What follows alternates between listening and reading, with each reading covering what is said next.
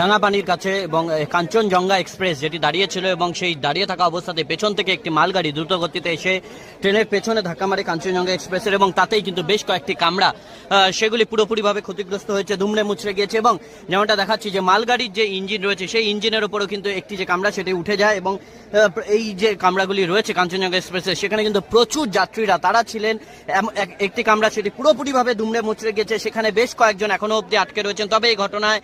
কতজন মৃত বা কতজন আহত সেটা কিন্তু এখনো অবধি স্পষ্ট নয়, কারণ ভয়াবহ ট্রেন দুর্ঘটনা, অর্থাৎ কোথায় কোথায় যাত্রীরা আটকে রয়েছেন সেটা কিন্তু স্পষ্ট নয়। যেমনভাবে স্বাভাবিকভাবেই কিন্তু এই ট্রেন দুর্ঘটনায় ফের একবার যে রেলের ভূমিকায় প্রশ্ন উঠতে শুরু করেছে, যেভাবে যাত্রীদের প্রাণহানি এবং এই যে